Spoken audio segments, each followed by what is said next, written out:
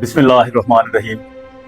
नाजरीन, पाकिस्तान के बड़ों का आईने पाकिस्तान पर शब खून मारने का मंसूबा एक दफ़ा तो नाकाम हो गया और इसका उनको पछतावा भी है और शायद दोबारा कोशिश भी करेंगे। आज जो क्वेश्चन हम डिस्कस करेंगे वो एक तो ये है कि क्या ये दोबारा कोशिश कर सकते हैं, कि दोबारा आइन में जो तरमीम है उनकी दोबारा ये कोशिश करेंगे। नंबर दो, जो क्वेश्चन हमारे सामने है वो ये है, क्या इसकी नाकामी में सारा का सारा रोल जो मौलाना फजलुर रहमान का है या कुछ और भी जो बिहाइंड द सीन हीरोज थे जो काम कर रहे थे। ये दोनों बातों को हम आगे जाकर थोड़ा सा डिस्कस करेंगे। पहली बात तो ये है कि हम ये देखेंगे कि एस्टेब्लिशमेंट का जो रोल था, जो इनिशिएट हुआ ये आईनी तरमीम का, ये कहाँ से हुआ। नाज़रीन, यकीनी तौर पे ये मौजूदा हुकूमत जो है उनका तो इसमें कोई रोल नहीं है। उन बेचारों को तो शायद पता भी नहीं था। इंतहाई शर्म की बात है कि हमारे वजीर कानून जो तारड़ साहब हैं, माशाल्लाह हमारे वकील भाई हैं, और वो मीडिया पे कह रहे हैं कि मुझे अभी जो है आईनी तरमीम का मसवदा मिल गया। ये वजीर कानून की ड्यूटी होती है, उसकी जिम्मेदारी होती है कि कोई भी आईनी तरमीम अगर कोई भी लीगल वर्क होना है तो उसके ऑफिस से शुरू होना होता है। लेकिन उस बेचारे को आखिरी दिन जिस दिन वोटिंग हो रही थी उस दिन उसको मसवदा दिखाया गया और बड़े फख्र से वो बता रहा था मीडिया पे कि मुझे मिल गया जी, बड़ा मैंने तीर मार लिया। ये तो एक बात है। अब ये शुरू कहाँ से हुआ है? ये शुरू यकीनी तौर पे जो इसमें जो मेन रोल है वो एस्टेब्लिशमेंट का है और दूसरे नंबर पे काजी फाइज ईसा का है। बल्कि इनिशिएट ही काजी फाइज ईसा ने किया, क्योंकि जो लीगली जो टेक्निकली आइन में तरमीम की जा रही थी, बल्कि आइन का ढांचा ही चेंज किया जा रहा था, उसमें लीगल एक्सपर्ट का ओपिनियन बहुत जरूरी था। और मैं समझता हूँ कि ये सारा का सारा जो है, ये हमारा जो गैर आईनी चीफ जस्टिस काजी फाइज ईसा बैठा है, ये इसका रोल है, मेन किरदार इसका है। लेकिन बहरहाल अल्लाह ताला का करना था कि ये जो है ये नाकाम हो गई। अब इस पे देखना ये है कि कुछ लोग जो हैं वो अदारों में भी बैठे हुए हैं, कुछ लोग जो थे वो जुडिशरी में भी बैठे, सीनियर जजेस बैठे हुए हैं सुप्रीम कोर्ट के, जिनके आप पर काट रहे हो, जिनके आप बाजू मरोड़ रहे हो। वो आया कि वो चुप करके बैठे रहेंगे? यकीनी तौर पे नहीं। उनका भी अपना एक रोल था। बहुत सारी चीजें ऐसी हैं कि जो हमने असेस भी की हैं, लेकिन वो शायद हम कह नहीं सकते हैं कि क्या क्या चल रहा था। लेकिन यकीनी तौर पे मौलाना फजलुर रहमान के अलावा और भी बहुत सारे दोस्त थे, बहुत सारे ऐसे लोग थे जो मुहिब्बे वतन थे, जो चाहते थे कि ऐसा ना हो। ये ऐसा ही है जैसे कि पहले भी होता रहा है। अभी हम थोड़ा सा देखें कि एस्टेब्लिशमेंट ने आज तक पाकिस्तान के आइन में या कोई भी ऐसा हुक्म सादर किया तो यही जो हमारे सियासतदान हैं, ये हैं या इनके बड़े हैं, वो लाइनों में खड़े होकर वोट देते थे। लाइनों में खड़े होकर किसी एक बंदे की जरूरत नहीं होती थी कि एस्टेब्लिशमेंट के हुक्म के बरखिलाफ वोट दे दे। 1988 में ज़ियाउल हक साहब ने 8वीं तरमीम, जो बदनामे ज़माना 8वीं तरमीम थी, वो उन्होंने पास करवाई। यही ख्वाजा आसिफ वज़ीर जो दफा है, इसका वालिद ख्वाजा सफदर, उसने वो तरमीम पेश की। 188 अरकान थे, 188 मेंबरान थे कौमी असम्बली के, एक ने भी उसके खिलाफ वोट नहीं दिया। सब के सब ने लाइन बनाई, लाइन बना के ठप्पे लगा के उसको वोट दिए। इसी तरह हमने देखा कि 2002 में, मैं बहुत पीछे नहीं जा रहा हूँ, 2002 में जो परवेज मुशर्रफ की डिक्टेटर की हुकूमत थी तो उसमें मुस्लिम लीग काफ ग्रुप बनाया। यही जो लीडरान थे, यही जो सियासतदान बैठे थे, ये लाइनों में लग के उसको वोट दे रहे थे। ऐसा होता रहा। तो अब क्या हो गया है? अब सोचने वाली बात यह है कि अब क्या चेंज हो गया है, कि अब क्यों ये लोगों को लग रहा है कि नहीं यार हमने वोट नहीं देने। देखिए, एक तरफ जो है पाकिस्तान तहरीक इंसाफ के मेंबरान थे, उनको 20-20, 30-30, 40 करोड़ रुपए की ऑफर दी जा रही थी, वजारतों की ऑफर, उनको प्रेशराइज किया जा रहा था, उनके बच्चों को अगवा किया जा रहा था। और यही जो अरकान होते थे ना माजी में, ये टके टके पे बिक जाते थे और ये उसमें पछताते भी नहीं थे, बल्कि फख्र से बताते थे कि हमने जो अवाम के मफाद में हमने तो ज्वाइन कर लिया है। लेकिन अब क्या हो गया है? अब सिर्फ एक चेंज आई है, वो है जो इमरान खान ने शऊर का जिन बोतल से बाहर निकाल दिया है। अवामी प्रेशर जो है, मैं नाज़रीन हमेशा कहता रहता हूँ कि अवामी प्रेशर जो है, इसके सामने कोई चीज़ ठहर नहीं सकती।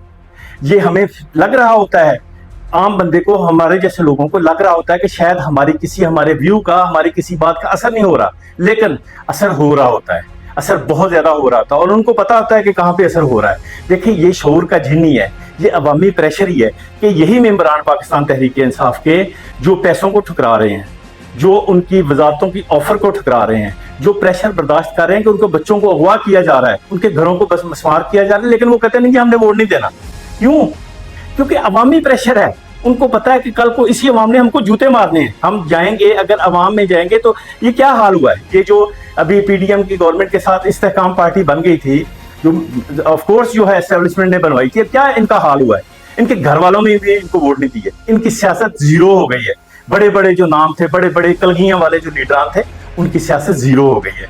तो ये एक अवामी प्रेशर है, ये एक अवामी शऊर है जो इमरान खान ने शऊर का जिन बोतल से बाहर निकाल दिया। हम इनकी ये जो ड्रामे करते थे ना, हम इनकी हमेशा सुनते रहे हैं, हमेशा इनके हम मानते भी रहे हैं। लेकिन अभी ये अवामी प्रेशर ही है कि जो बिलावल भुट्टो साहब हैं माशाल्लाह, वो भी इस मजबूर हो गए कि टीवी पे आके बैठने को, नहीं कि हमें तो पता ही नहीं था ये तरमीम का कि ये ऐसी हो रही हैं। ये नवाज शरीफ साहब जो हैं वो उनका प्रोपेगेंडा किया जा रहा है जी कि उनको पता नहीं था। जैसे ही उनको पता चला कि अच्छा ये तरमीम ये आ रही है, तो वो लाहौर वापस आ गए।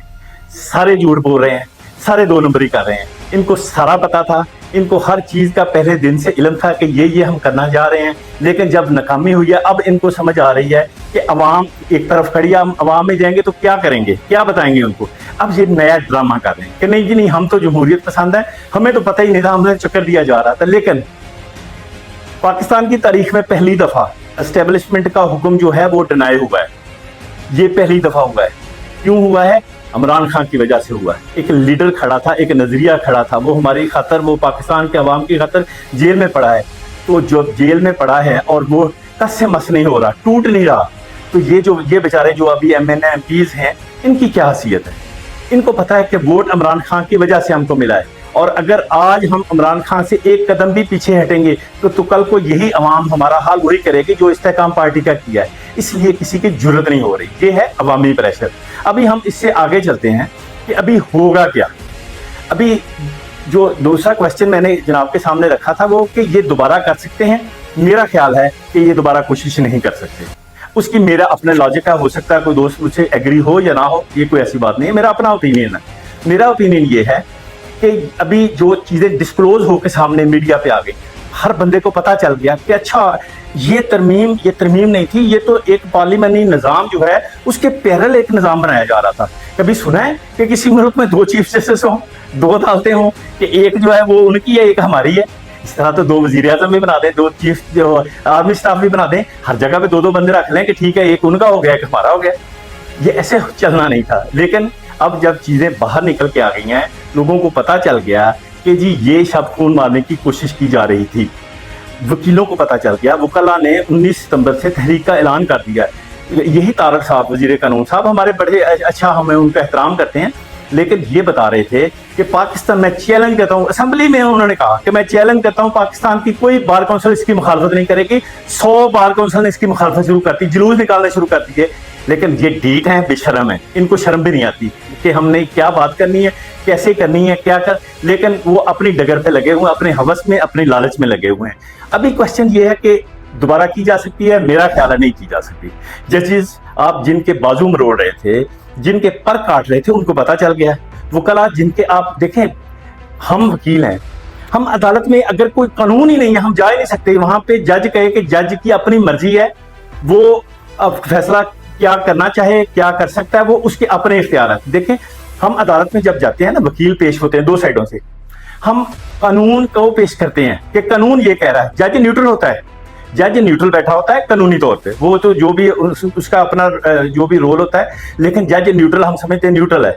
मैं अपना कानून पेश करता हूँ, कानून के मुताबिक जो किताबों में लिखा है, दूसरा वकील अपना पेश करता है, जज उसके मुताबिक फैसला करता है। लेकिन जब आप ये इख्तियार ही खत्म कर देंगे कि मेरे अगर क्लाइंट को कोई एजेंसी, कोई बंदा, कोई पुलिस वाला उठा के ले जाएगा, मैं अदालत में जा ही नहीं सकता हूँ, तो मैंने क्या करना है वहां पे तो वो जज के पास जाएंगे भी, वो कहेगा जी मेरा तो इख्तियार ही नहीं है, मैं क्या कर सकता हूँ, ले गए तो ले गए, बात खत्म हो गई। यानी आप जो है नॉर्थ कोरिया वाला एक निज़ाम यहाँ पे लाना चाह रहे थे कि जो मर्जी हो जाए, जो मर्जी एजेंसियां उठा लें, जो मर्जी एस्टेब्लिशमेंट जिस मर्जी बंदे को उठा ले, कोई बंदा बात ही नहीं करेगा। ये बेसिकली एक पूरा निज़ाम जो था ना, उसकी बुनियाद जो थी उसको खत्म किया जा रहा था। फंडामेंटल राइट्स खत्म किए जा रहे थे। किसी भी आइन का बेसिक चीज फंडामेंटल राइट होता है। फंडामेंटल राइट हमको बताते हैं कि जिस आपका क्या क्या राइट है, आप क्या क्या कर सकते हो, आप बिजनेस कर सकते हो, आप बोल सकते हो, आप जा सकते हो, आप आ सकते हो, क्या क्या कर सकते हो। अगर उसकी प्रोटेक्शन ही नहीं है, अगर मेरा फंडामेंटल राइट ही खत्म हो गया, तो क्या फर्क पड़ता है नॉर्थ कोरिया हो या कोई और ऐसा मुल्क हो, क्या फर्क पड़ता है। یہ اس کے جو بنیاد تھی ہمارے ملک کی جمہوریت کی، اس پہ یہ شب خون مارا گیا ہے، اور لیکن اللہ تعالیٰ نے کیا، اللہ تعالیٰ کی مہربانی سے ایک دفعہ ناکام ہو گیا، انشاءاللہ دوبارہ نہیں آئے گا، حالات چینج ہوں گے۔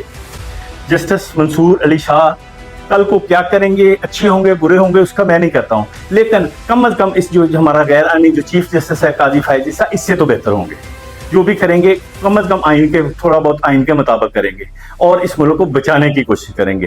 ناظرین، حالات جو ہیں، ابھی آج ہی خبر آئی ہے کہ $700 ملین حکومت نے ایک سرکاری بینک سے، سویڈن کے بینک سے قرضہ لیا ہے 11% APR پہ۔ 11% ہم گاڑی لینے جاتے ہیں نا بازار سے، بینک سے گاڑی لیتے ہیں، وہ 11-12% پہ ہمیں گاڑی مل جاتی ہے، اس پہ لون لیا۔ کبھی کسی ملک نے آج تک اتنے بڑے APR پہ، اتنے بڑے سود پہ آج تک کسی نے قرضہ نہیں لیا، لیکن ان کا بس چلے نا تو یہ ہمارے گردے بھی نکال کے بیچ دیں، ہمیں بھی بیچ دیں، ہر چیز بیچ کے اٹھا کے لے جائیں۔ ابھی وہاں پہ قرض لیا، کل کو کس نے اتارنا ہے؟ ہم نے اتارنا ہے۔ کیوں لیا ہوگا؟ یقینی طور پہ کل کو نکلے گا کہ اس کے پیچھے کمیشن ہے۔ یہ جب ریٹ بڑھاتے ہیں کسی چیز کا، IPPs میں کیا ہوا ہے، اس کا ریٹ بڑھایا گیا ہے، ان کو انسینٹو دیے گئے ہیں، پیچھے سے کمیشن لیا گیا ہے۔ کل کو یہ بات نکلے گی یقینی طور پہ کہ یہ قرضہ بھی جو لیا گیا اس کے پیچھے کمیشن تھا۔ بہرحال کوشش کرنی چاہیے کہ اللہ تعالیٰ کرے پاکستان میں شاید کچھ چیزیں آئین اور قانون کے مطابق ہو جائیں۔ پاکستان زندہ باد۔